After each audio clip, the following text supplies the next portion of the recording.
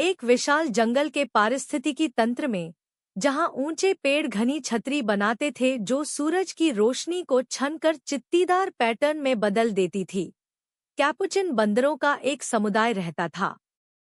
उनका समाज जटिल था, जो किको नामक एक अल्फा नर के सख्त पदानुक्रम द्वारा शासित था। किको मजबूत, निर्णायक और अपनी टोली के प्रति बेहद सुरक्षात्मक था।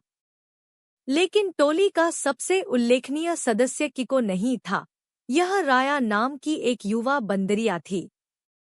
दूसरों के विपरीत, राया लगातार जिज्ञासु रहती थी, अक्सर मुख्य समूह से दूर एक अजीब पौधे की जांच करने, एक नई चिड़िया की आवाज सुनने या एक अजीब छाया की पड़ताल करने के लिए निकल जाती थी। जबकि उसके साथी परिचित फल खोजने में संतुष्ट थे, राया जंगल के रहस्यों की खोज करने के लिए जुनूनी थी। खोज। एक उमस भरी दोपहर, जब टोली आराम कर रही थी, राया ने कुछ असामान्य देखा।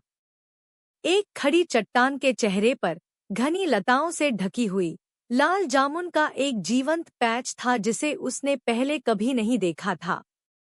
जबकि अधिकांश बंदर अनायास ही अज्ञात खाद्य पदार्थों से बचते थे, राया को उनकी ओर एक तीव्र खिंचाव महसूस हुआ। उसने पास में हाउलर बंदरों की एक टोली देखी। वे कैपुचिन की तुलना में बहुत कम सामाजिक और अधिक सतर्क माने जाते थे, लेकिन राया ने देखा कि वे इन लाल जामुनों को बड़े उत्साह से खा रहे थे। राया ने महसूस किया कि हाउलर बंदर जामुन के सख्त छिलकों को खोलने के लिए एक छोटी, नुकीली छड़ी का उपयोग कर रहे थे, जिससे एक नरम, मीठा गूदा निकलता था। जबकि कैपुचिन पत्थरों से नट तोड़ने में माहिर थे, उन्होंने इस तरह के नाजुक कार्यों के लिए औजारों का उपयोग करने के बारे में कभी नहीं सोचा था। राया के मन में एक विचार कौंधा, हाउलर्स के पास सोचने का एक अलग तरीका था। वे सिर्फ जामुन नहीं खा रहे थे, वे भोजन के स्रोत के अनुकूल बन रहे थे। अनुकूलन में एक सबक। राया ने अगले कुछ दिन हाउलर बंदरों को देखने में बिताए।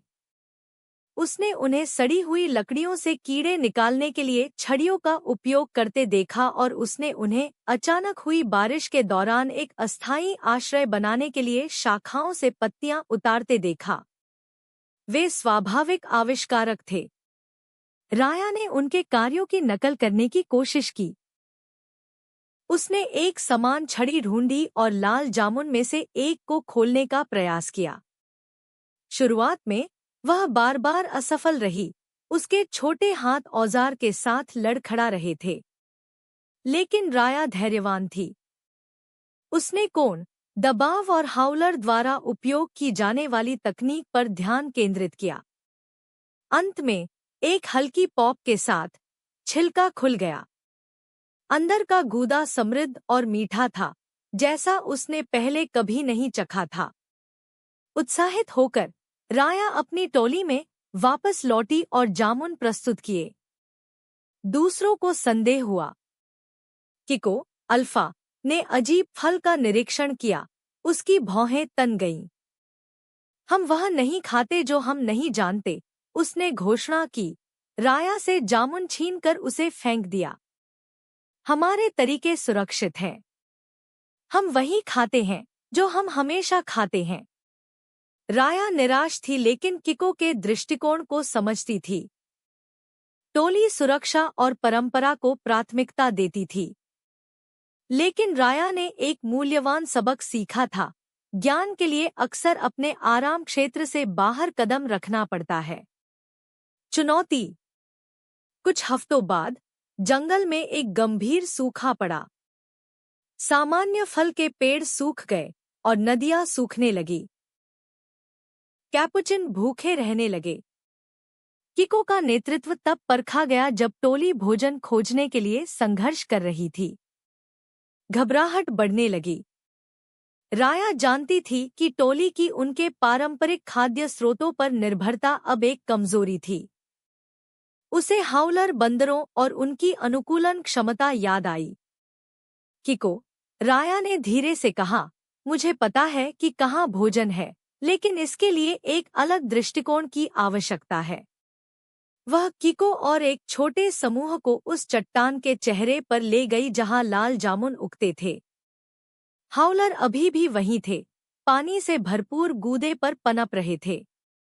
राया ने किको को दिखाया कि उसने जामुन खोलने के लिए छड़ी का उपयोग कैसे किया।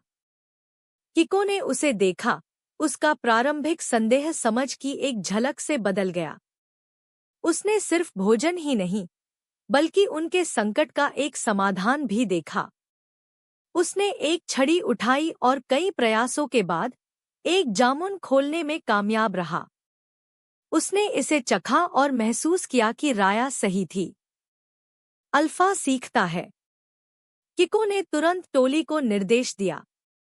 जबकि कई लोगों को शुरुआत में संघर्ष करना पड़ा, राया ने धैर्यपूर्वक उन्हें सिखाया। बंदरों ने जामुन खोलने के लिए छड़ियों का उपयोग करना शुरू कर दिया और कुछ ही दिनों में टोली अब भूखी नहीं थी। किको ने महसूस किया कि उसकी ताकत और पारंपरिक नेतृत्व महत्वपूर्ण थे, लेकिन वे पर्याप्त नहीं थे। टोली का अस्तित्व केवल परंपरा बनाए रखने पर ही नहीं, बल्कि नवाचार और अनुकूलनशीलता को अपनाने पर भी निर्भर था। उसने सीखा कि राया जैसे एक युवा, जिज्ञासु सदस्य के पास भी उनके भविष्य की कुंजी हो सकती है। उस दिन के बाद से कैपुचिन टोली ने अपनी परंपराओं का सम्मान किया, लेकिन जिज्ञासा और प्रयोग को भी प्रोत्साहित किया। उन्होंने सिर्फ नट तोड़ने के लिए औजारों का उपयोग नहीं किया, बल्कि नए खाद्य पदार्थों की खोज की और पनपने के नए तरीके विकसित किए। राया और किको की कहानी कैपुचिन के बीच एक किंवदंती बन गई, एक अनुस्मारक की सच्ची ज्ञान केवल यह जानने में नहीं है कि क्या हमेशा काम किया है, बल्कि यह सीखने के लिए खुला रहने में है कि आगे क्या काम कर सकता है।